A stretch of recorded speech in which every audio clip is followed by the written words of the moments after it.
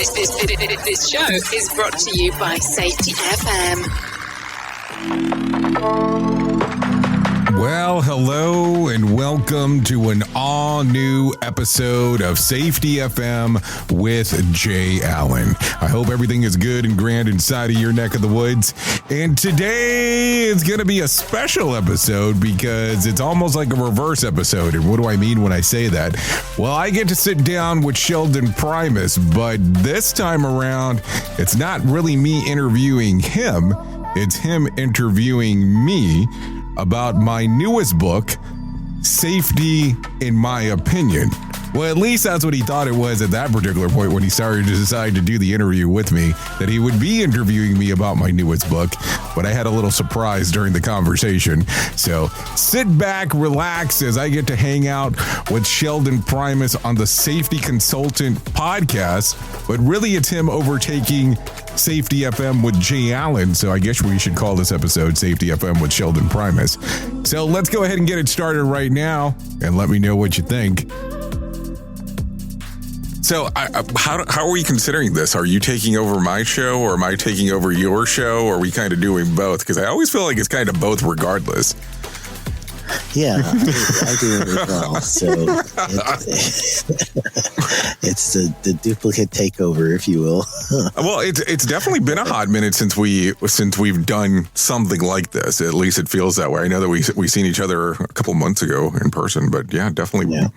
Definitely like to lay some trackage down when you're around. That's right.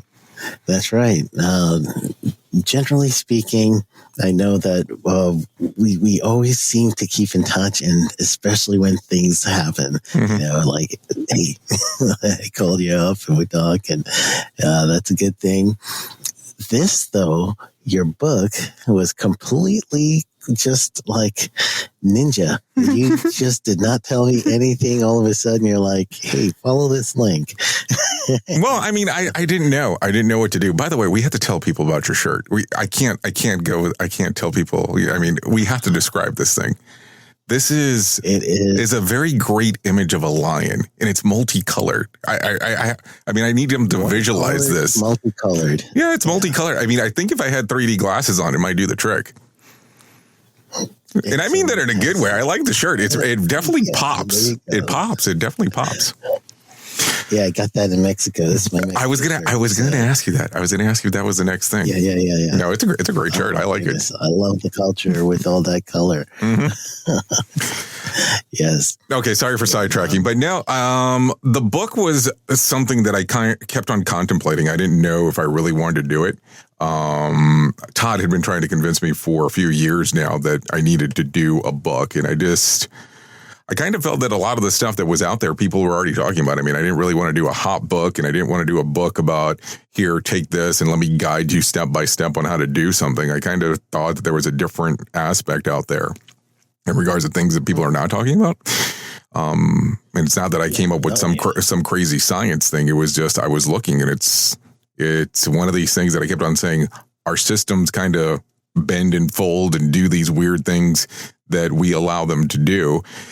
There's a lot of conversations where the unwritten rule, if one may say it that way, where, okay, well, we know that Justin inside of this department knows everything, but we don't have that in a manual. We just know that everybody knows this inside of the system. And I was like, why do we have these weird rule sets that no one really discusses? And I was like, this could be an idea. And then plus all the other weird crap that I like to read, I figured, hey, we can put some of this together.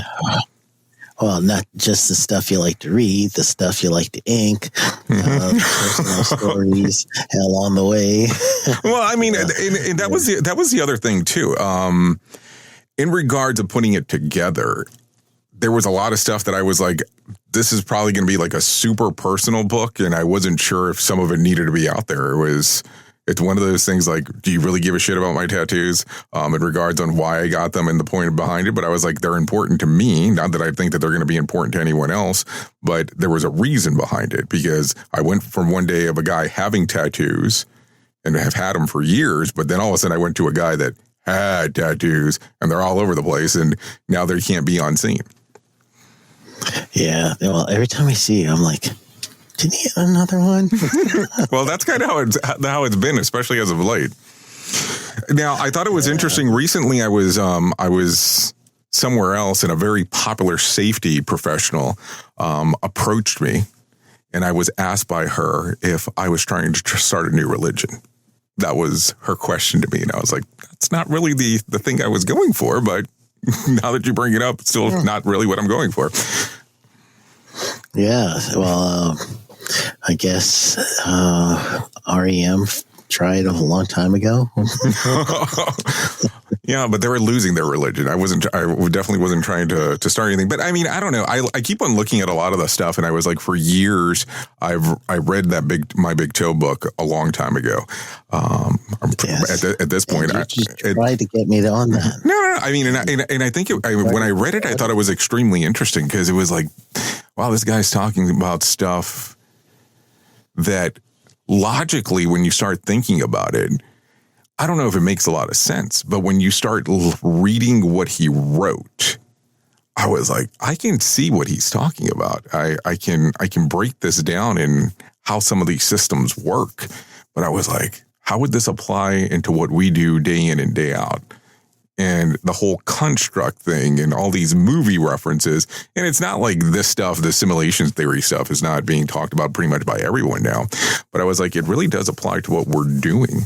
And I kept on looking at it and I go, would it make sense to put this in the realm of safety? And I think that there was a validity to it. And I was very, very, very, very hesitant about doing anything. I mean, when I think I was set and done, I had 484,000 words written down when it was all said and done. That book is not that thick. It does have probably like 70 some odd thousand words in it. So that became one of those very strange things that I was like, not sure what I'm going to do. And then the whole thing behind safety, in my opinion, the whole purpose on why I did it in that fashion was because I didn't want anybody to tell me that my opinion was wrong, because it's my opinion. Yeah, absolutely. So they can't. Yeah, that's your defensible part right there, because obviously it's your opinion. Right. I mean, and don't get me wrong. I don't think that the whole thing's right. I don't think that the whole thing's wrong, but I think there's some stuff to think about. There's a lot to think about. You've got so much there that, especially the way that you do with your analogy of the Matrix, and honestly, the systems that most of us will see at work, such as you have to follow this certain procedure for lockout, tagout, and when you actually see the workers, sometimes they do it, sometimes they don't. And, usually when that's missed, it's on the group side, when everybody's supposed to work on it. And one person already has their lock. So the second person or the third person from the contractors, they decide, well, that's all right. It's already locked. I don't have to put my lock on there. And that's how the system shows its cracks, if you would. Right. And the way that you brought it out is, when you start noticing this, you start seeing the frequency as being like if a radio signal into your regular station and you're hearing that fuzz there, the way you describe that frequency is it's pretty cool. And then on top of that, also talking about the construct of how safety systems are, that when you start seeing these little holes in the system, that's the glitch in the system. And now you're seeing that you're truly in a construct and you have a whole bunch of choices to make. Yeah, I mean, and I think that that's what a lot of the thought process was behind it, because I kept on looking at it and I go, I don't know why we bow and bend to these things. If you kind of look at the bigger process, it's just one of those things that's how it's set up. And I thought, as well as going through this, that the stuff that I learned from Geller many, many, many moons ago, I didn't think that it was one of those things that it stopped applying. It wasn't like I looked at all these things that have been out there for years that I go, oh, there's no validity to it. I mean, I think that without Geller, I wouldn't have got to Hop without looking at some of the other stuff, like the lean stuff and things along those lines, which I don't really go into much detail about that. But looking at some of the other stuff that's there wouldn't have got me to the place where I'm at in regards of just information. And everybody wants to sit around and talk about hop versus BBS. And I don't really think that that's a valid conversation. I think it's one of those things that if the system that you have inside of where you work is working for you, do that, because you need to do that. And I look at hop as lenses. These are things that you add on to them. This is something that you can look at. It's not, this is what you need to replace BBS with.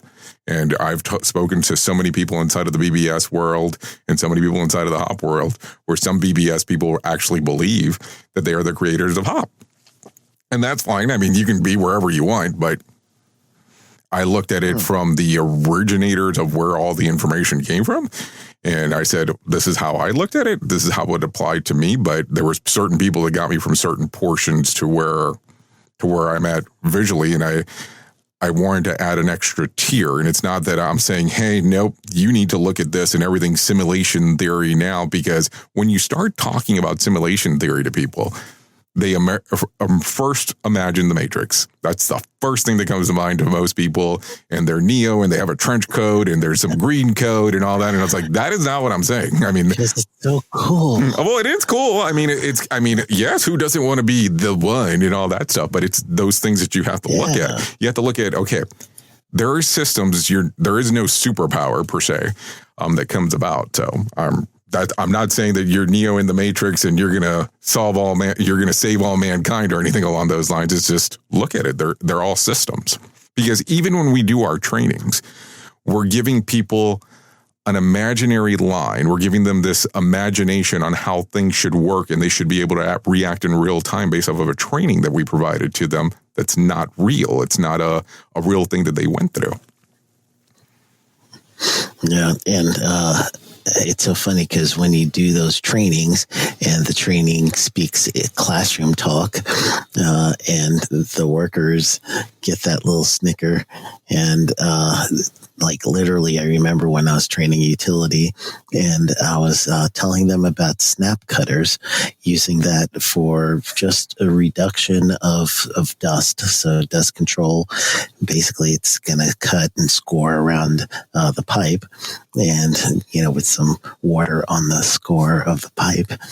And those of you that can't see me, it's awesome because I'm literally got my hands going in circles. And they're missing out on the shirt. We can't forget that they're missing out on the shirt, they're missing out on the shirt, too. So just imagine a nice, friendly watercolor lion looking at you. So I'm talking about this equipment, and the guys are just giving me this puzzled look. And honestly, one of them just says, "Don't we have that in the warehouse?" And a couple of them were like, "Yeah, we didn't." They just truly didn't know what to do with it. No one took the initiative to take it out and start using it or anything. It was sitting there in the warehouse. And only until, a new trainer comes in and starts training them about some hazards do they start seeing that literally they're living in a construct in just disbelief of reality, basically. Mm-hmm. I mean, and that's how trainings are. I mean, it's just not a realistic thing. I mean, and don't get me wrong, I'm not trying to say that trainings are bad because there's a lot of confusing things when it comes to some of this. I think training's great, but you have to understand that it's not reality, and you can't put somebody out there and say, train away and do it in real time and see how it goes, because there's the two things going on. Because how many times have you been in a training where they tell you, this is how we train people to do something, but this is how we do it? It's very common. It's a common practice, and it's not a safety thing. It's not an operations thing. It's across the board everywhere. Everybody has a version of this. Yeah. No, that's great. And for everybody who's listening, and they really need to get how you got to even how you got past the point of normal, traditional safety as a new person who first you weren't even in safety, but after seeing your incident with the 405, it got you thinking differently, and then drove you into safety in a way. Can you explain some of that stuff for us? Well, I mean, realistically, I started in traditional operations. I enjoyed warehousing. Warehousing and logistics was probably one of my favorite things. For some reason, I loved inventory count. I don't know why I did that, but really enjoyed it. Thought it was super. Yeah, pretty much. And if we could make like systems and have like little scanners and scan the product out, I just thought it was the greatest thing on the planet. But it was something that was extremely intriguing to me. And I did pretty well in it, and it kind of had some people that I knew at the time that were in that and really showed me how the business worked. And I was blessed enough to go through the whole process that I was able to make it pretty far inside of the organization that I was in.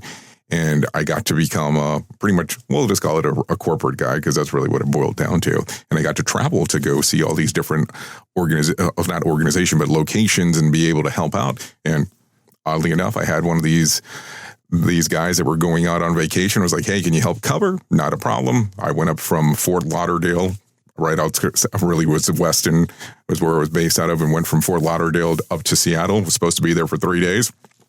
I had told everybody that, wife at the time is pregnant, need to get back as soon as possible, blah, blah, blah.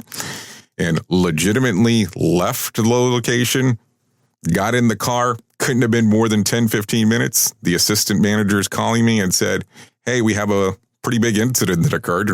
And I really thought he was full of it. I thought he was lying to me the moment that he called. And it ended up being a pretty terrible accident that ended up occurring. And at the time, we're hiring independent contractors, or we're contracting with independent contractors, really the proper term for it. And the independent contractors worked for this third-party company, or contracted with this third-party company, and that's how we would do everything. And unfortunately, this incident that occurred was pretty bad. I mean, we had a dump truck and a pickup truck, and then our delivery vehicle, and the pickup truck tried to cut in between the dump truck and my delivery vehicle. And the dump truck stopped short. The pickup truck wasn't able to stop in time, and then we hit the pickup truck. The dump truck noticed what occurred. They pulled forward. The pickup truck lit on fire, and our vehicle was able to try to maneuver out, but it could not get out. So the driver, and they call it a driver and a helper, but in the book I call it two drivers, just to kind of simplify it. Yeah. And they jump out, but the guy that's actually in the pickup truck is pinned. And he's honking because he can't get out, and nobody's able to help him. The whole thing ends up lighting up, causes his vehicle, and he passes away inside of it. And also the vehicle that's the delivery truck catches on fire as well. Keep in mind, this is a fully logoed vehicle, and not that it's important, but of course to the company it's important. And the gentleman passes away. I mean, the gentleman is unable to get out. I ended up arriving to the scene. I didn't see any of this. All I'm seeing at this point is smoke by the time that I make it there. And by the time that I make it there, I'm standing on the side, and, the police are kind of like, you have to stay off to your side and so on. And I'm seeing it. And this is when I talk about it in the book that the mother arrives. And when the mother arrives, I mean, you just found out your kid passed away. Of course, this is a huge deal. This is a life-changing moment. And then that's when she turns around and says it, where she turns around and she says, his girlfriend was 8 months pregnant, and he was about to be a father. Changed everything. My perspective changed entirely from that particular point. You don't really know how to handle that scenario. And that was probably the first, I'll say that it's the first incident that I was in charge of that something like that occurred. I mean, I had been working for this retailer for quite some time where they had a head-on collision, but I wasn't in charge of the department, so I didn't really understand the nooks and crannies of it. Yeah. But when you're kind of involved and you're responsible for the things that are going on, it was interesting to see, because I didn't know how to handle it. And then when we started doing investigations, because everybody and their brother wanted to know what was going on, come to find out that the independent contracting team, they had put an unauthorized driver inside of the vehicle. So the person that was driving the vehicle wasn't even authorized to drive, which made it even 10 times worse, because this is when you start hearing the whole term, this was preventable, and, where's your checks and balances and all this stuff. So there was all kinds of questions.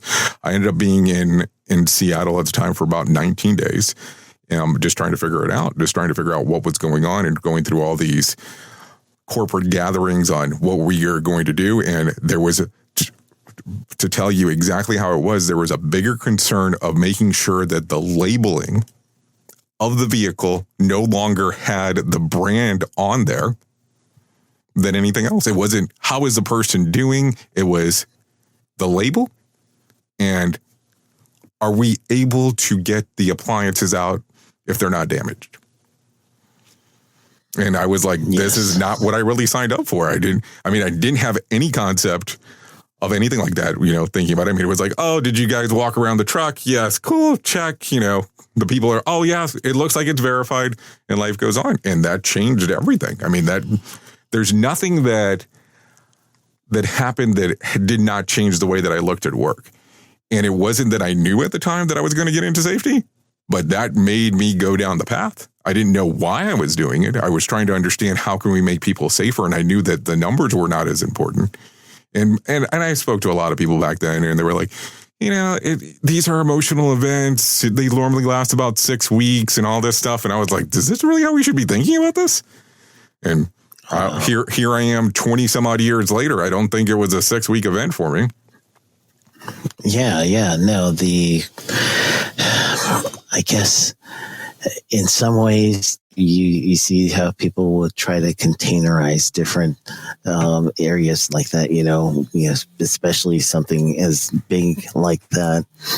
The mindset goes to protect corporate. And unfortunately, the empathy side is seen by the EH&S department, the people who are right there when the family showed up, like yourself. And then you see how the behemoth of the corporate takes over, and the family gets lost. So it was amazing because I had risk management on the phone with me, and they were like, do not apologize. Don't say anything. Like, apology makes reference that we're taking responsibility. And I was like, what? I was like, these are the concerns at the moment. And I will tell you, I sat there in those meetings just amazed with people going, we need to make sure that the brand's okay. And when they first said that, I thought it was a joke for a moment, like one of those very bad taste jokes, but they were serious. And this was not a first time that this had occurred. It was just one of these things that it came about. And the whole thing was, this organization's pretty big, not very hard to figure out once you start looking at it. They had went from doing employee delivery to third-party delivery because they didn't want to take any responsibility for the things that were going on. So that's how they ended up doing it. And I mean, I understand the whole aspect of it, but it got very strange as things happened. Yeah. So I guess a corporate decision to mitigate risk by doing a third-party contract leads to a system that should have been created as to somebody needs to check on a third-party contractor. Right. But they did not follow through with that part. Well, I mean, it's a liability thing. And I'll tell you that when it comes to the whole aspect of lawsuits and all that, the company was sued. And I can tell you, as late as 7 years, maybe even 8 years past the event, we were still involved with trials. And I remember there was even there was emails that I had sent out during the time that were discoverable, of course, and people asking me questions. What did you mean when you wrote this line? I barely remember what I had for lunch yesterday. I'm supposed to know what I wrote something 7-8 years ago on what was my intent behind an email. You capitalized customer service. What were you meaning when you said that? I don't know. Wow. Yeah, I mean, it was definitely an interesting ride. I mean, and I never expected that this many years later, this is where I would be. I mean, I didn't think that this would be the case. I wouldn't look back and go, oh, this incident drove me to get here, but it definitely cracked something open that I never expected. And, Jill James always says the accidental safety pro is how she talks about to the people that she talks with. I mean, it definitely happened by accident. Yeah, and the way that you see this now, and the way that you penned it down in the book was you seeing the system now having some sort of flaw in the system. So if you're equating that back to the matrix analogy, then you know that there's something behind what's going on there. You're seeing the facade, you're seeing what you're supposed to see, the actual program, and then all of a sudden there's a glitch in the program, and that's how you equated that situation to you. Well, I mean, right. That's how I mean, I didn't see it verbatim for that. I mean, don't get me wrong. The Matrix movie had already come out at that time, and it wasn't like, oh my God, this is what I'm stuck on. But I kept on looking at it as that we don't know what to do when something doesn't go according to plan. If there is a plan in place, things will be fine and people know how to react. If it goes out of the plan, it becomes very chaotic on how people react to things. And that is a version of a construct, regardless on how you look at it, because you don't know how to correct it. Think about all these accidents that occur, and then sometimes we have government agencies that look at them, and you'll just notice that the government agency will reference, this is what we're going to do to make things safer going forward. Not much really changes, but then there'll be another report that looks almost identical to the previous report that says the exact same information from the government agency. And I'm not picking on the government. It's just an easier example to get to when it's all said and done. No. Yeah, no, that's honestly the way that you show the system failures, if you would, especially from the period when you started transitioning to see human organization performance. You got real familiar and friendly with Dr. Todd and taking you under his wing, helping you understand the principle of HOP, and you're already organizational guy. Do you just thinking out loud as I was reading the book? I was like the way that you're giving, some of your personal stuff at the time, and then also some of the things that you're thinking about with the scientific part. The part basically when you started thinking mostly about the systems and having not stop blaming the people, stop blaming the workers, but stop and listen to them when you're going through the facility and you just notice something's off today, and he just literally stopped and you started to feel the vibe and sense, all right, what's going on, gang? Tell me what's happening. And when you started doing more of that, you guys started getting more results. Talk us through that process and what it was like during that time period. Well, I mean, it's kind of weird because as you hear me talk, I'm not a big feelings guy. I don't sit around and talk about this is how I feel about this and this is how I feel about that. And it's kind of common because when you kind of look at this, you might think that it's a feelings book when it's all said and done. But you always have your gut instincts about things. You can tell when something's off. If you've ever done audits, and I've done tons of audits, you can tell when people are nervous, when people are not ready, when they're putting something out on purpose for you to look at in regards of, hey, this is not going to work for a particular reason. That was the stuff that I kept on looking at. It was like, hey, okay, so you want me to put my attention to this dead obvious thing that's right here. That way I don't look at all the small stuff that's on the other side. And I just kept on going, they're doing this on purpose. There's a reason behind this. So I kept on looking and going, okay, something's off. What's the reason? You tell me what's going on. Because what happens most of the time is that when people look at safety or they look at somebody who's coming from corporate, they're the cop. They're the person that's there to do something wrong against how they have trained their system to work. And I said, let's be real. Let's kind of change it. Let's talk about what's wrong. And one of my favorite questions from learning from that was, what is the dumbest rule you have here? That's the question I like to ask the most now when I go somewhere. What's the dumbest rule? That is brilliant. Absolutely brilliant. I love that. Because there's so many dumb rules that we have. And Bob Edwards and Andrea Baker, sometimes I have to clear that up because I have said it in the past, Bob Edwards and Andrea, and then people are like, are they married? No, that's not what I mean when I say that. But just listening to them do learning teams and how they are drawing from people inside of the organizations and how they ask questions on where do you see the next problem's going to be? that helped with some of those questions. Now, I didn't understand those questions at the time because that's not what I was doing. But when I started hearing them speak and them doing their thing, I was like, this makes a lot more sense. And that's how it really came about. It was just, why can't we just be fluid with the people that are there, opposed to just being, this is what corporate wants us to do? And of course, that made me kind of we'll call it a corporate rebel to some extent, because people didn't like my style in regards from the corporate aspect, but people in the field really did, which I was like, I think the field people are the most important people, even though I know the people at the corporate office are signing my paycheck.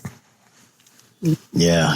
And honestly, when you get the staff to trust you, to engage with you, to tell you what's going on, what they feel like you could get things done, that's all you want. That's all you want right there.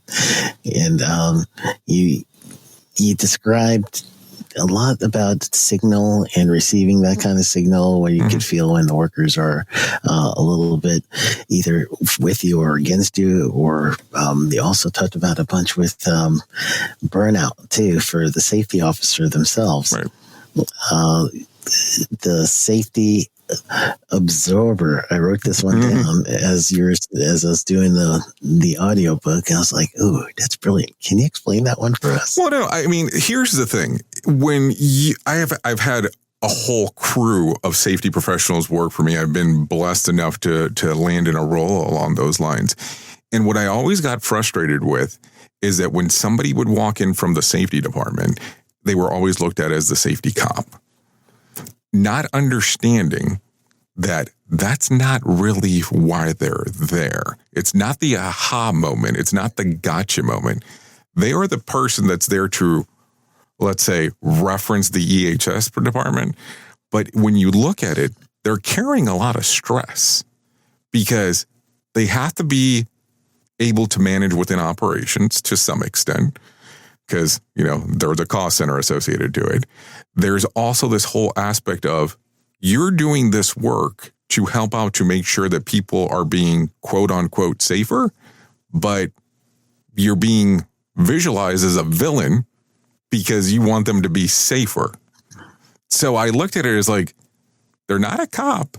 They're the absorber from both ends here, because they're getting it from the front, and it's going to sound terrible me saying this, but they're getting it from the rear at the same time too, in regards on how this goes forward, because at no point are they getting information that's good.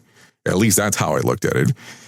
And I was like, they're absorbing everything that's happening because of this particular reason. And they have to act tough to some extent, because if I tell you, I have a feeling that this is going on as I walk into your department, you're going to tell me I'm off my rocker in regards to that, because that's not a common thing that you use. And I talked a lot about Signal. The reason behind that I spoke about Signal is because I do radio. So radio is all signal based. So I was like, I can give this for people to have a better understanding on what I'm talking about, opposed to it just being one of these things where I just randomly just talk about stuff. So that's how that came about. And then I've had people ask me, what do you mean when I talk about signal? So if I had to give you kind of lettering and you were spelling it out, it'd be systems, information generated through navigation, awareness, and liberation. That's how I would describe it if I had to give you letters for everything. That's how I would do the description, but I wouldn't get too hung up on that, because the signal should be whatever you want it to be, because there's signs in everything, depending on how you look at it. Yeah. Oh, yes. And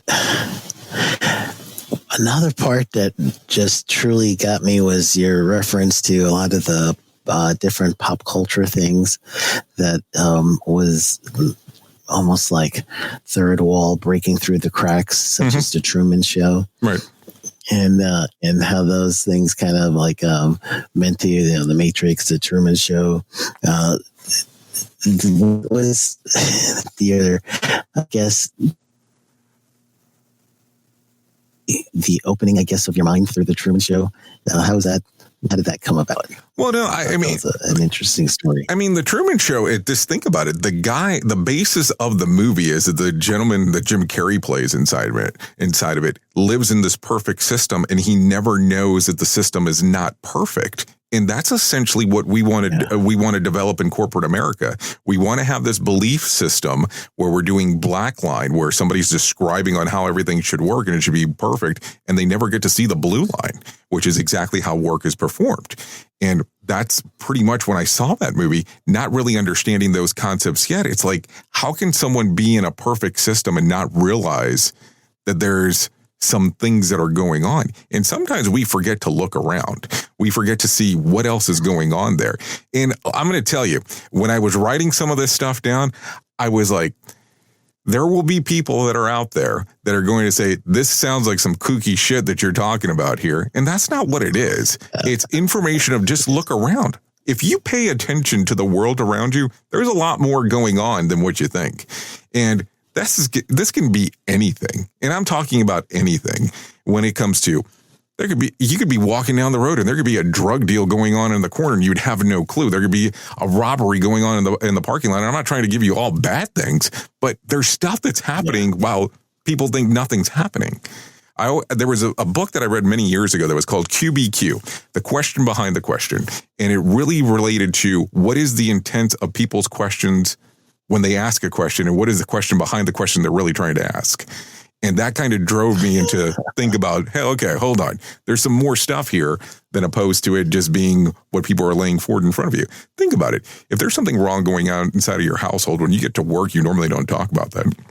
There's something else that's going on. So there's always things that are happening that we just don't see. And that Truman Show movie in particular, when I watched it the first couple of times, because I remember watching it relatively quick the second time, I looked at it and go, how would you not be able to see the flaws as you're going through it? And then the moment that he saw the flaw, what else was there? And I mean, think about it. They put a condition inside of there that he made him afraid of water. And he wanted nothing to do with water because for him to escape his worst terror, he had to go through water. I really need to rewatch that because honestly, that's such groundbreaker, you know? Mm-hmm. I mean, there's another movie that's kind of underrated in comparison to it. That's called Vanilla Sky, and it's based off of a foreign film called Abre los Ojos, and that was the original one. And then Vanilla Sky came out. It's kind of I call it a cult classic because it was really what it boils down to. But there's a lot of similarities in that movie to the Truman Show in regards of some of the fear tactics and along those lines. But if you look at it, there's some things that are kind of intertwined with each other. Now, listen, I don't want anybody to just sit here and go, I'm not telling you that we're sitting inside of some giant computer system and this hanging out and, you know, we're playing the Sims game. But I'm telling you, there's some more things that are going on if you pay attention. And that's really what I want for it to be the focus, opposed to it being, hey, listen, there's some things that are there that can really work for you behavior-based safety-wise. There's some hop stuff that can really work for you. But look at the bigger scope, because regardless of you using these different lenses and these things that are working, there's some other stuff that's happening too, because we don't have perfect systems. And what happens most of the time is that the system starts mimicking the things that we're doing. It catches a language and wants to make that language perfect as we're going forward. It's, oh, okay, now that you're seeing this, I don't really want you to see this, so let me give you a little bit more. But I might be getting ahead of myself as I tell you that. Yeah. Yeah, and I know that you're going to work on it. This is the first of a trilogy, too, so that's awesome, because that seemed to have come out of the blue, where all of a sudden it's not one, but three. Well, now that you mention it, I got it in my hot little hand right there. There is that is the second one. It's called Safety Mutation, Information Misdirection. And it's coming out on the 13th of May, which will be here in just a few days is when it will come out. And if you give me a moment, I'll even do something for you that I haven't even released on my show yet. So here we go. In safety, in my opinion, you woke up. You saw the system, the simulation, the structure that trained you to mistake compliance for care. Safety mutation. Information misdirection picks up where the signal fractured. Because the system didn't shut you down, it rebranded you. It packaged your voice, sold your rebellion as a new initiative, and smiled while doing it. This isn't a manual. It's a decoded transmission about what happens when slogans replace stories, when safety becomes marketing, and when truth gets mirrored so perfectly, you forget it was ever yours. You'll see the mutation. Learning teams turned into theater, zero harm turned into optics, and feedback turned into formatting. But the signal didn't die. It was redirected. Safety Mutation is book 2 of the Signal Transmission Trilogy. Available now in print, Kindle, and audiobook. Narrated by the author J. Allen, PhD, because the system adapted. Now it's your move. So there you go.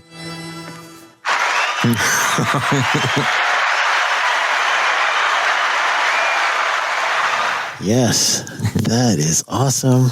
You heard it here first. Yep, heard it there. Alan Fid. Yep, heard it there first. So on the 13th of May, that one will come out. I have just finished the audio recording for the third book, and that one will come out on June the 13th, which is a Friday, and purposely did it on Friday the 13th. Man, you ain't playing. You got these things out. No, I mean, so they're all done. And listen, for some reason, I put the pen down, and it was about a week, and I said, there's more. It's not just this. There's more to it. And I'm going to tell you, I had no intention of writing one book, and I sure did not have intention of writing 3 books. But once I started, I couldn't shut up. And I was like, there's more that people need to see. Now, listen, the first book's the big one. I'm not going to lie. I think it's 352 pages if I have it down to a science. But I spaced it terribly on purpose because I wanted it to read. I wanted it to read how I speak. I wanted it to be the stops, the way intentionally on how I do it. Now, my editor, me and the version went back and forth quite a bit in regards of how I wanted that to look. Now, book 2 is much smaller, and book 3 is much smaller as well. Those two will be about 180 pages apiece, and that's it. I mean, and after this, the way that I'm looking at it, I don't have anything else to say. I mean, there's nothing else to say about this. It's the thing that I wanted to share. I'm looking forward to hearing all of the signal. I'm receiving all of the signal that's coming through whatever you got going on through that brain of yours coming to us. Well, I mean, I don't say that it's right. I'm not saying that it's wrong. I'm just saying that it's stuff that if we pay attention to, you'll notice that there's more there than one thinks. And that's it. And I have to tell you, I'm pretty impressed. This is the first time I think we've sat in an interview that I didn't try to take it over. I tried to really shut up this time and let you do your thing. I noticed that too. So that's why I'm like, I'm not messing it up. I'm doing the pitching here, so I'll let you go ahead and do your swings. Your book is so amazing because you have so many different references. I know you tell the story with Melissa and her incident, and I cried again because first was in your intro when you were doing your family introduction. I'm like, is it going to be one of these books? and then, with you describing that time period in your life, it's just the first time you really like publicly spoke about it? Well, I've spoke about it in some presentations in the past, and it's not normally something that I normally will go to in a presentation, but I wanted people to realize that just because you have some kind of lettering behind your name or just because you've been in this industry for X amount of time does not necessarily mean that things are going to be perfect. So the Melissa accident, and Melissa's my wife, for those people that do not know, she ended up falling, and she fell from what we're guesstimating anywhere between 14 to 19 feet, just depending on who's measuring and how everything looked. And she ended up having a traumatic brain injury. And based off of that, I mean, I was a safety professional. This should have never happened because I have letters behind my name and I've been doing this for so long. And that was not the case. And it came, 15, 16 years down the road where I would have never thought something like that could happen, especially not at where I lived. I mean, if something's going to happen, it's going to happen, you're going to kind of know these things are, you should be, there should be some predictive software that's going to tell me that this is going to happen. I mean, isn't that what we make these assumptions on? So, and it happened at my house. And what was I going to do? I mean, I had no idea what to do at that particular point. I mean, I knew my traditional CPR and first aid and, the traditional stuff to do. But what do you do when it impacts your life? What do you do when someone's there in a coma and they can't do anything and they can't talk to you? I mean, there's no guide to tell you what to do during that time. Yeah, so you did the right thing, reading to her, being there, just all the stuff and not knowing what and when you're going to get her back. Well, I mean, what drove me crazy about the whole thing was the question, and I write about it in the book, where people ask me, am I going to stay? Like, I never thought about at any point that I should leave. I mean, I didn't know that was an option of, hey, I should leave. I mean, the thought never even crossed my head. And I mean, and keep in mind, I'm not married at the time. We're not engaged. She had been through a divorce. I had been through a divorce, and we were dating and weren't sure, where this was going to go. And all of a sudden this thing happened. And I mean, I jokingly say this now that she's okay. She had to get a traumatic brain injury before she would decide to be with me long term. But I mean, that's a whole other story to talk about. But I knew that the chapter was impactful the moment that I saw that she read it and she cried. And that's not something that I would normally see from her. So I was like, oh, hopefully I penned something right and didn't do anything wrong there. Yes. Everything right. It was one of those moments I was like, man, he got me again. Well, I mean, and that's not it wasn't my intent to do a memoir, but there are some stories that are really close to my journey through this. I mean, and there's tons of stories that I could share, but there were just some that I thought they were more personal, and it wasn't like, hey, let me expose everything to you, but the 405 changed the way that I looked at safety. I mean, because I really didn't care about safety at the time. And then when the Melissa incident occurred, where she had the traumatic brain injury, it was like, how could this happen? I'm supposed to be a trained professional in this industry. So how could this occur and us not know? And I mean, it wasn't like, oh my God, we didn't have rails and all the fun stuff that people think about all the time. And it's not like we didn't do the 3-point stand as you're walking and all. I mean, all that stuff that people talk about. It was just normal pattern stuff, and just out of the blue it occurred. Wow. I bet you nowadays, the way that they do social media, that they'll still find fault at someone like that, in an instance like that. It's ridiculous and just lost any hope, empathy. It's just, wow. I mean, it's easier to say human error than anything else. I mean, it's, this could have been resolved if the human wouldn't have done X. I mean, it's always the interesting part about it. And listen, don't get me wrong. I'm never going to sit back and say I didn't think that way in the past, because of course I did. I also at one point remember telling people, you would hear the slogan of all accidents are preventable. And I was like, of course they're preventable. So who knows? What do you think now? Do you think all accidents are preventable? What's your philosophy on that now? Well, I hang out with a guy that says, yes, that all accidents are preventable, and so are all lottery tickets are knowable after they're drawn. Yeah, I agree. Yeah, so after something happens, of course it's preventable, but because we don't actually put it in realistic form. It's not a realistic approach on how we approach most of the things, because we think that there's this journey timeline on how exactly things occur. It happened this, and this. Nope. That's somebody who has put this scene together, and that's how they're visualizing that it occurred. I don't know what's going on in your mind. I don't know what incidents happened prior to you getting to X portion in your life where an incident or accident occurred. There's too many things to factor in. I mean, we might have some event learning that we did, or we might have some timeline that we're guesstimating, but we don't know if that's exactly how everything occurred. And yes, I mean, it's just a different aspect. Think about the variables. Mm-hmm. Nobody ever wants to think about that, because if we talk about variables, that means that our system did not work perfectly, and that's the thing. Everything that we do is some level of a system. Even the way you live at your house, there's a level of a system. You wake up during the day, but for the most part, most people do. You eat at a certain time. You normally eat 3 meals a day. You go to bed when it's dark. You do X, Y, and Z. You plan and take a shower, because that's the system that we've been taught to do. Everything's a system. You have a family alignment on how things work. If you have a daughter, the daughter normally goes to the mom, not so much to the dad. If you have a son, they normally go to the father, not so much the mother. Just kind of how these things are structured. Not that I'm saying that it's wrong, not saying that it can't be reversed, but this is normally the commonality on how things occur. Another system. And another way of saying structured is construct. Well, I mean, think about it real quick. If there's something that you do daily, that most of us do daily, that we have this social agreement that we do with everyone, and it's driving. Think about it. We have agreed, based on a structure that we have, that if you pull up to a red light, you will stop. That if you pull up to a stop sign, you will stop. I will slow down normally if there is a yellow light or speed up. If the light turns green, I will move, and no one else will move because this is a social agreement that we made. Even though there's some laws that go into it, but it's an agreement that we've made. There's no line there. Unless you're in Miami and Fort Lauderdale.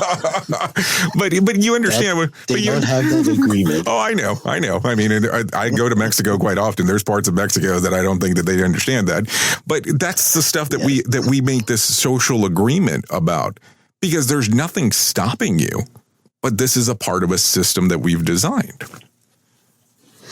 Do you see, like, if, for me, I live in the world of compliance, right? So I deal with a lot of OSHA compliance and at times EPA compliance. And actually, for some people, they don't know that I started with EPA stuff before I even got to the OSHA stuff.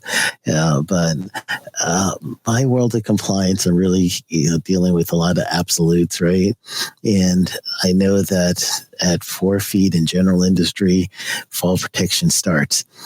And at 6 feet in construction, fall protection starts. So if I'm going to be a company in construction that wants to be better than the OSHA rules, then I'm going to have them start at 4 feet, right? And the theory or the thought behind it is that now I am being more stringent than the regulator, but is my worker actually safer from this action? Is that like part of the system that's trying to do the looking good index to the regulator and or is it an actual action that you think the worker now 2 feet lower is going to be safer, they're going to feel safer, and then all of a sudden the work is going to get done more efficiently? Well, is that the type of conversation you guys have in there? Well, let's kind of flip it a little bit. Let's think about a couple of different things. When you buy a new computer, do you buy an antivirus software program for it? Most people do. Some people don't. Yeah. That is a choice. The manufacturer that made the computer told you the computer is going to work. You opted to buy antivirus software to see that you don't get a virus. Same people that take vitamins. That is a choice because you want to see if you can change your immune system. So we can have the argument either way. I mean, we can talk about it either way. I can say, no, you don't want to be more stringent than the rule. Have you not seen how the federal government is changing everything? Why would you want to change this stuff? That's one thing. Or you can say, no, I want to do better than the bare minimum and have my people more protected. Is it bureaucracy or is it the right way to do it? It's an opinion question. And that's where it gets very interesting because today I can tell you one thing, but tomorrow I can have a totally different opinion about the whole thing. To me, I have always looked at it when I would run systems that I wanted to be better than the minimum. But that was my choice. And I was allowed to have that choice at the time. Yeah. And actually the data says that the slips, trips, and falls to the same level is actually at a lower rate than some of the heights of falls, 6 feet and 4 feet. So it's an interesting concept altogether. But honestly, for us in the U.S. versus people who are all over, like you said yourself, you see them in Mexico and in other places that you go, that they may not have any safety. So, safety, the right. PPE, or they have the electrical system that you're looking and wires are everywhere and someone's on top of the pole straddling those wires. But yet somehow in their mind, they're doing some sort of risk assessment, risk analysis. They're there's something that they know not to do, not to touch. And though to us, it looks like, whoa, what are they doing? But to them on an individual basis, they've done some sort of risk analysis. And even though they may not have the fancy tools in PPE, they're still participating in what we call safety. Right. Is that a fair statement to say? Oh, I would definitely say it's a fair statement to say.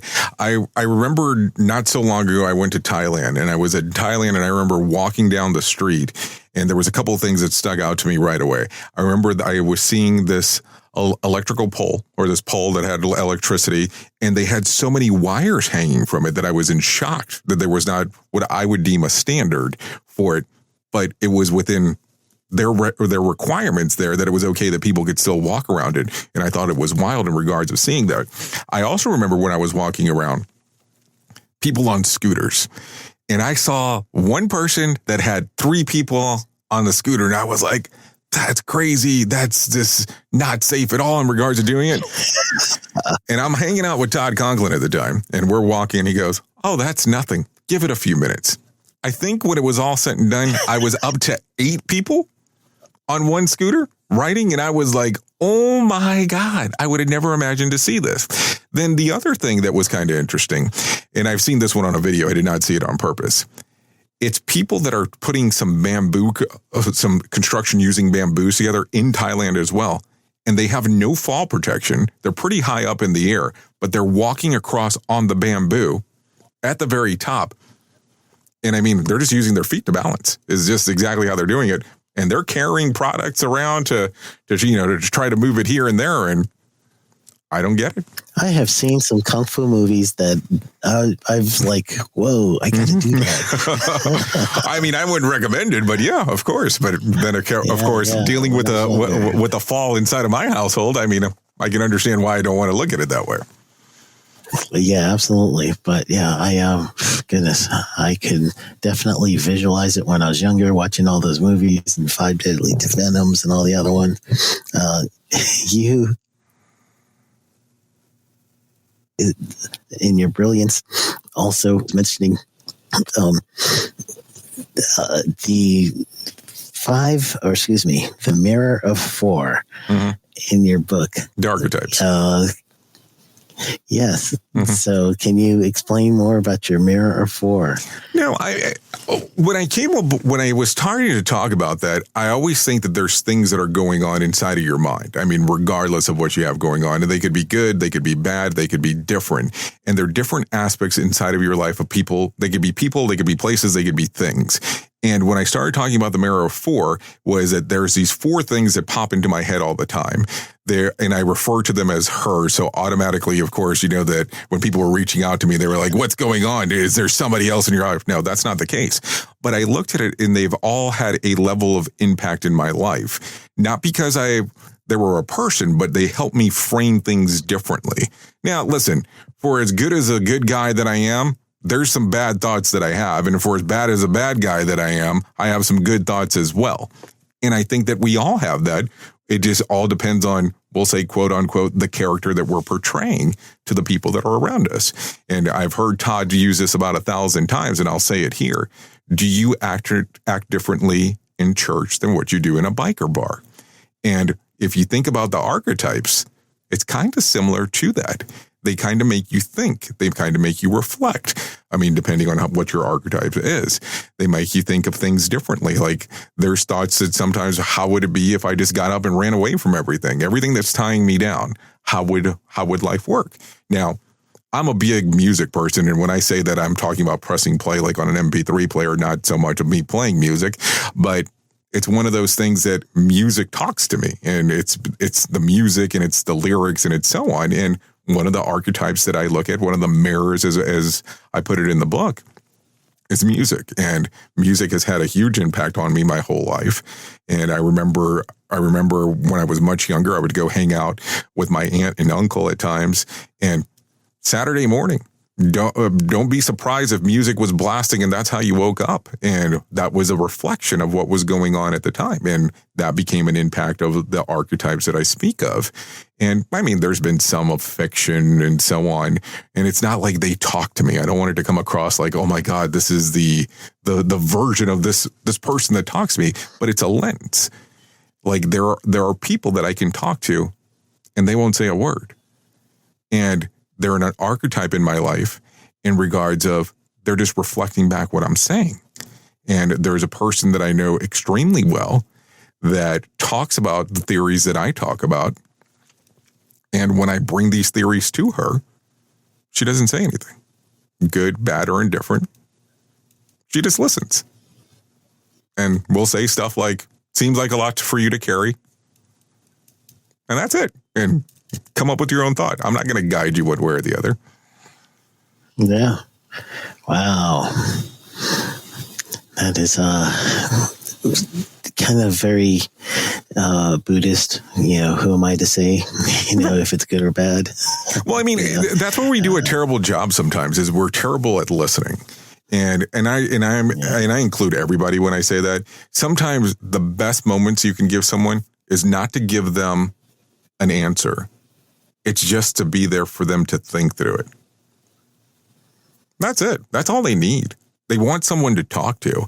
I mean, I don't go much in this particular book, but the people that do the work in the field, especially in the safety department, sometimes struggle the most with their perception on how they're liked, on their perception on how things go. And I go a little bit deeper, not in this book, but in another one, where we turn to some things that are probably not the best for us. And that's because we are looking for a level of acceptance. We're looking for the moment of silence, if one can put it that way, in regards to what's going on. And it's a hard thing to talk about because people don't want to talk about this. People don't want to talk about mental health unless it's a planned month or a planned week that's supposed to happen according to a calendar. But this is a conversation that should be had all the time. Wow, and you do. You've even got a personal connection for your tats too. I mean, the way that I look at it is that I don't want people to look at my tattoos for the sake of just looking at tattoos. I have a heart with a semicolon on the side of my head, and I purposely put it there because I want people to know that there is a time and there is a moment to pause. There's a time and moment to pause and, consider everything that's around you, because some people struggle mentally. And I mean, I'm not saying I live a perfect life, because by no means do I even come close to that. But there's times of doubt that come about. And, I will tell you that people might criticize the work that I do, and that's fine. But I think that I'm my biggest critic. I mean, I think that I complain the most about the stuff that I do. And I think that really occurs to everyone that's out there in one way, shape, or form. And then the other tattoo that the one that I reference in the book that we're talking about is the question mark tattoo, because I want people to question everything. That's why I put it on my ring finger, because I always notice that if you ever go somewhere, so people are always looking at your ring finger. I always think it's kind of funny that that's how it works. So I was like, I'll put a question mark right there. And at first, Melissa did not care about. I was like, I'm going to do it, but I'm going to wear it without my ring and blah, blah. And she was fine with it. She didn't care. I mean, the ring means something from a religious standpoint, from a vow standpoint. Not that anything would change, but it was the whole point of, I want people to ask questions. But I determined that I wanted to put my ring back over it. But I wanted people to look at it and go, question. I want you to question everything. And when the people ask me, why do you have a question mark on there? Question everything that's around you. Not that I thought I was the Riddler from Batman, but that's what it's resembled from, especially the 2022 one. Because I thought that if I put the Jim Carrey one there, it might be too, that might be a little bit too questioning. That's right. I was thinking, I was like, yeah, okay. Jim Carrey one. That's all the characters are a little bit cartoony there. Mm-hmm. But, hey, Val was in that one too, wasn't he? Yes, he was. So, Sheldon, here's what I would like to do if you're cool with it. I don't know when you're releasing this episode, so we can talk about it offline. But what I would like to do, if you're cool with this, if the people that are listening to your show go to Safety IMO, which stands for inmyopinion.com. And they go to the one that says AudioWise, which is the audiobook of this, and they enter the code SC. What would SC stand for? For safety consultant. So SC, not for Sports Center, just in case. They'll get the book for free. Yeah. They'll get the book for free for 2 weeks from the release of the date of this particular episode. So Safety in My Opinion, or safetyimo.com. Go to the one that says AudioWise or SoundWise. I should probably say it correctly. SoundWise, and they'll get the audiobook for free. Yes. And that's how I consumed this. It was through the audiobook with SoundWise. So it was awesome. And honestly, it's like, especially podcast listeners, you go through it pretty quick. And I even saved it for when I was traveling. I love listening to stuff when I'm traveling, so I can just listen, and I just, have to be headphones in and be alone. Well, I mean, what I want to do is, believe me, I'm never been one of these people. Oh, I need to sell this. I need to sell that. I want to give it away. I want to be able to take a listen to what's going on. It's on Audible, but Audible, I can't give you a free code. I apologize about that, but they're very restrictive. Like, if I signed up directly with Audible, they wanted like a 7-year licensing agreement. That's like way behind baseball, this type of stuff. And I was like, no, I want to give this thing away. So that was my option of doing it in that format. And also the version of audio, I've incorporated some additional stuff inside of there that's not in the written format. And I did that on purpose because I always think that, audio is normally how I communicate with most people in regards to what we do radio show wise and the podcast and so on. So I figured that would be the one that I wanted people to pay attention to. I've incorporated some pictures of like Thomas Campbell, some stuff from when I had the opportunity of meeting Michelle Joy from Cannons, when I got to meet Glenn Danzig. I list the songs for people can scan the QR code for they can take a listen to it. And there's a bonus chapter. There's a whole bonus chapter of stories that I did not put into the book. The pictures were so awesome. I was like, look at that. And I'm much younger than some of them too, I might add. So yeah, that's awesome. Another thing that you mentioned in the book was a copy of a copy. Mm-hmm. That one kind of struck me because I honestly caught myself in my training doing that quite a bit until I got challenged once by a student on some concept that I was just regurgitating without not knowing it. And I literally was like, you're right. and from there, I told her, and in front of the class, I was like, this is completely brave. She spoke up. I'm supposed to be the professional. She knew what she knew, and she shared that with the class. That was awesome. And, that's how I, presented to the class. And, honestly, the copy of the copy thing, it seems like, we've got some real funny phrases now.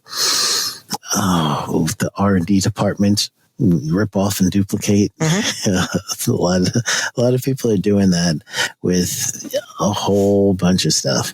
So tell us about your revelation with that copy of a copy. It's kind of powerful. Well, I mean, it's an old Nine Inch Nails song. I want to start off on where it came from. And I remember listening to that song and just going there. He talks about a portion in there that copy of a copy, everything that has been said, or everything that you're going to say has been said before. That's kind of one of the main lyrics inside of there. And I looked at it and I go, to get to certain portions in our life, we imitate what we've seen others do.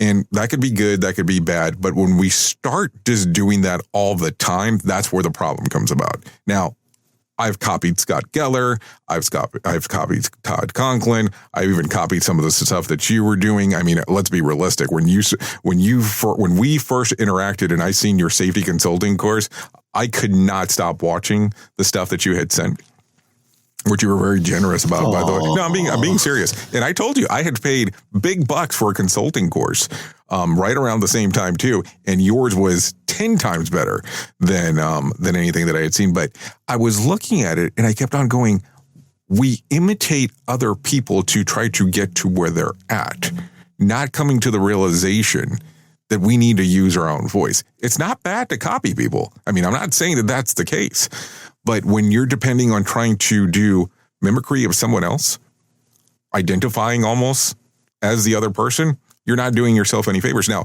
don't get me wrong. When I had the opportunity the first time to go around with Todd, who doesn't want to be like Todd? Oh my God, he can make a room transform. He's able to communicate with people where it sounds almost like he's talking directly to you. Why would you not want to learn that?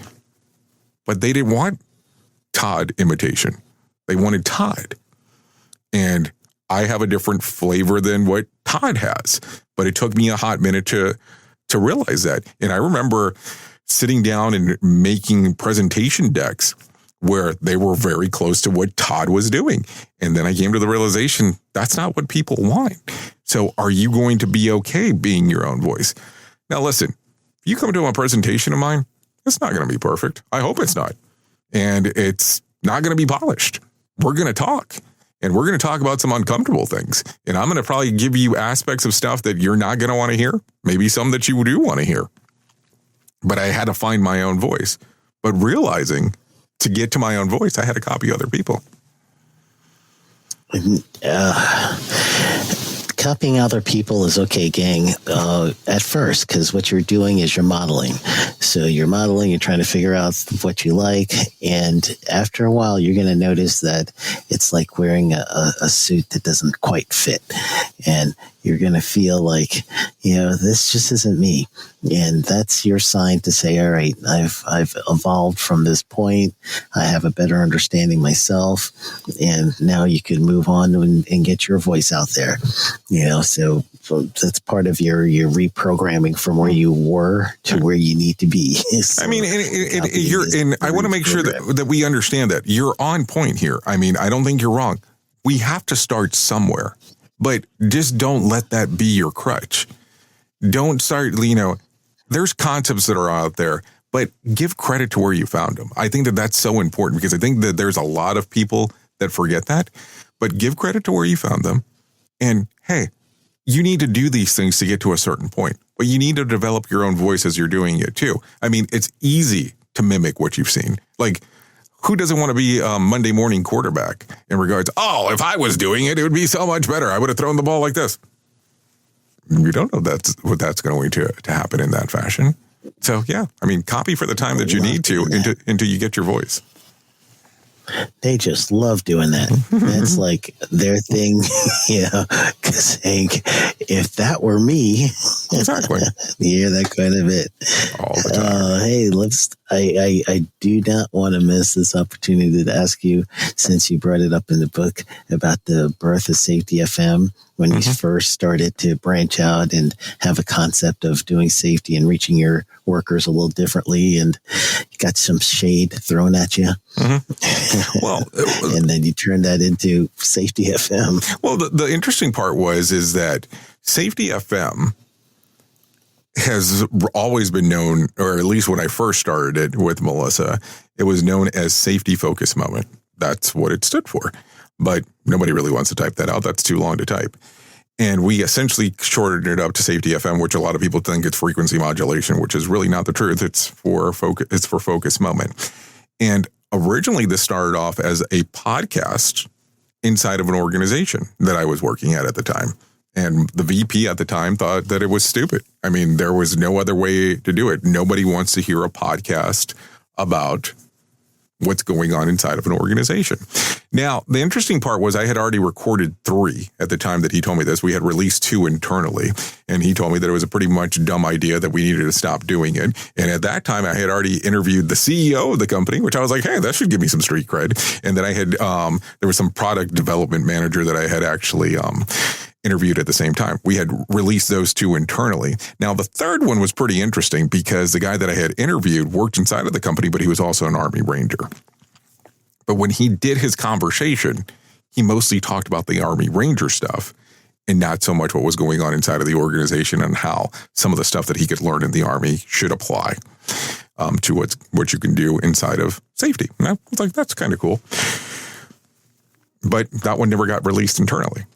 So that was the episode. That episode I took, and I was like, I want to test this because this guy's telling me I don't have anything. This VP is telling me I don't got anything here. And I was like, I think I have something. And so I took it and I released it to the world. There was no branding. I mean, there was like no company name and so on. And it was out. And within a very, very short period of time, less than a week, and I think it had to do with the tagging because it was talking about Army and Rangers and so on, we had about 30,000 listens. That episode, number one. What? 30,000 yes. in about a week? Yep. 30000. That's not 3,000, 30,000. Not a typo in the book. Wow. So 30,000 listens, and then I freaked out because I had the guy's name inside of the episode. He said the name of the company, but not laying into anything else of the company. So then I was like, oh crap, am I going to get in trouble? So I pulled it down. Now, here's the fun part. If you go back to the very beginning of the Safety FM listings, you will realize that the first 3 episodes are not there.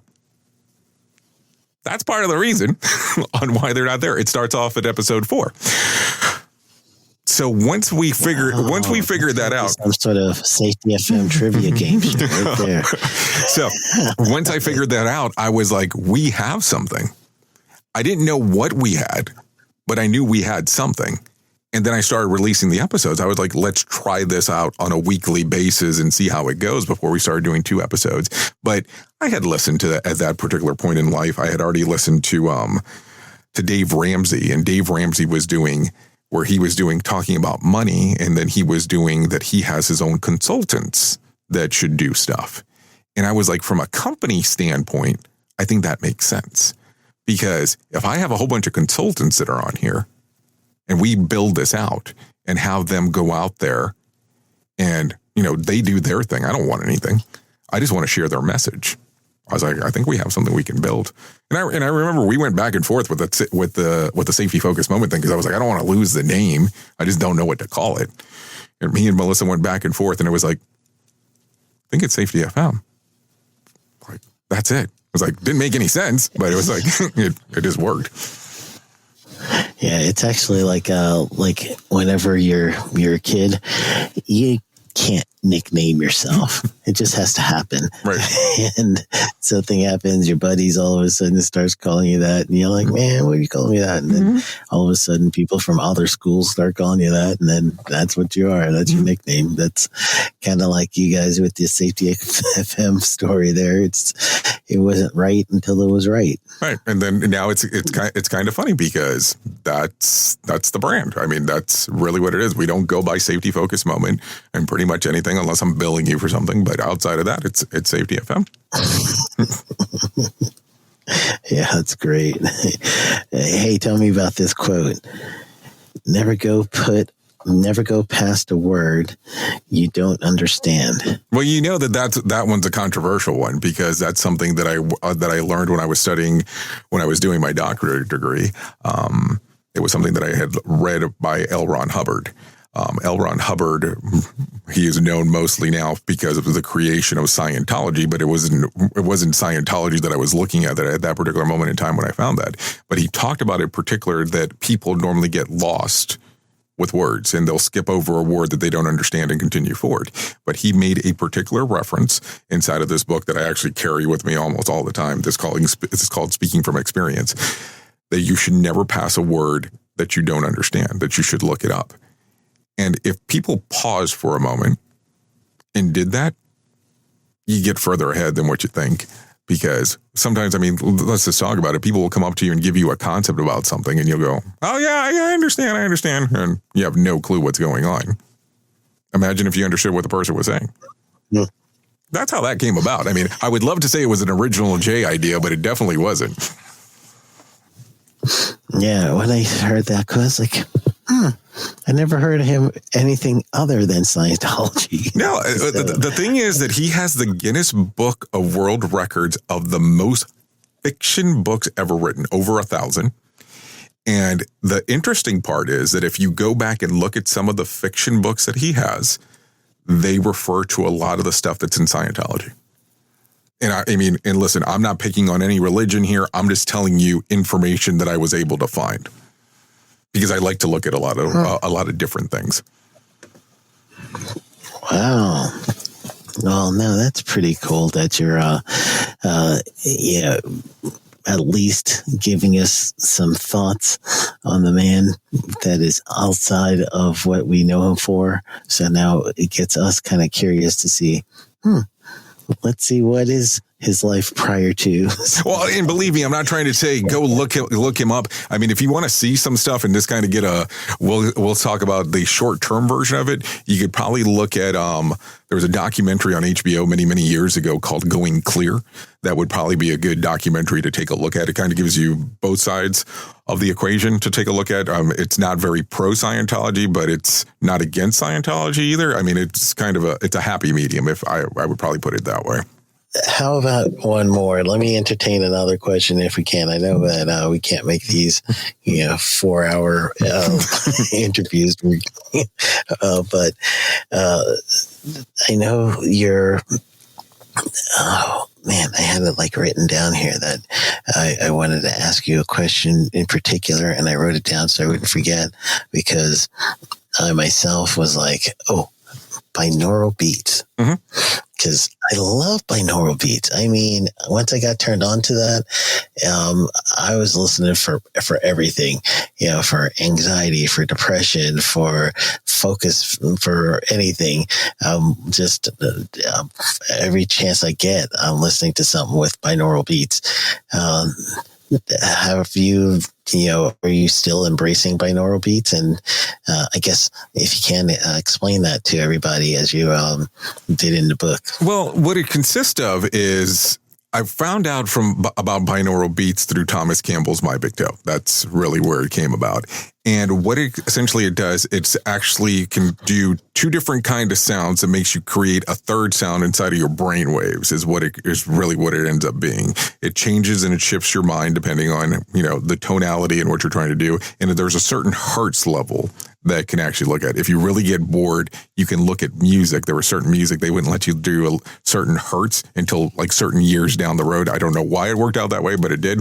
But these can really, we won't call it mind control, but it can make you focus or shift your mentality depending on how you're taking a look at it. And what I have been able to recognize based on the My Big Toe, which stands my big theory of everything, that the concept that if you use them, they can change not so much your mental models, but how you feel, how the tonality can change, where some people can do it with lights. This is a particular reference with doing it with sound. Now, I'm an auditory learner. I love to learn by audio in regards to that, so that works for me. Some people like lights. Some people can touch things and be kind of in a different state in regard to that. Now, there's binary tones and their beta waves, or there's some other terminology they can use.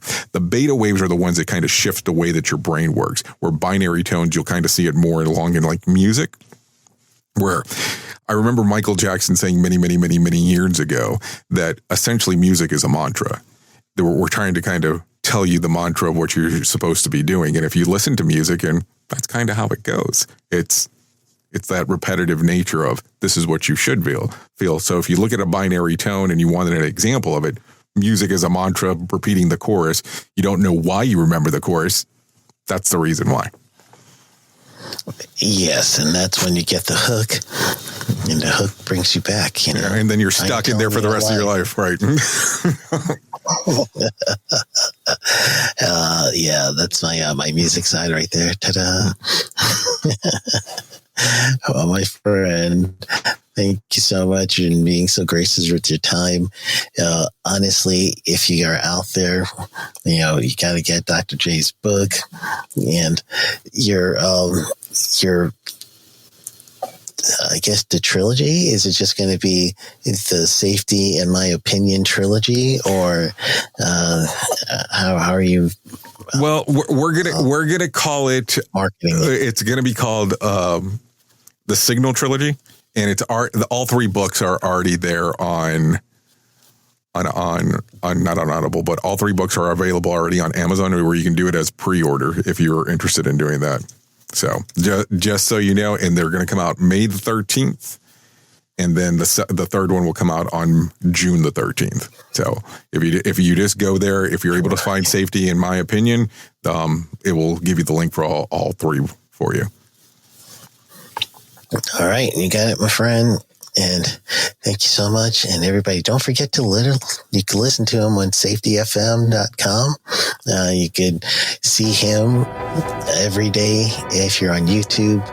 He's got his safety, I was about to say your safety rant show. That's what it is.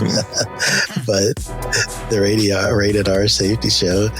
And I loved when I was able to be your guest there. That, man, bring back some memories, isn't it? Well, you did it when Ari was about to be born, so I remember. Yeah, that was a great call. Hey, I need you to can you do me a favor? So, well, Sheldon, always a privilege. Yes. I appreciate that. And remember, safetyimo.com. If they put in the code SC, that will actually give it to them for free. The views and opinions expressed during this broadcast, podcast, or radio show are solely those of the host and guests and do not necessarily reflect the official policy or position of Safety FM and or Radio Big. The content discussed, including examples of analysis, is provided for illustrative purposes only. It should not be applied as the sole solution in real-world scenarios, as it is based on limited and dated open source information. Any assumptions made during this broadcast, podcast, or radio show are not reflective of Safety FM and or Radio Big. No portion of this broadcast, podcast, or radio show may be reproduced, stored in a retrieval system, or transmitted in any form or by any means, electronic, mechanical, recording, or otherwise, without prior written permission of Safety FM and or Radio Big. For permission requests, please contact Safety FM or Radio Big directly.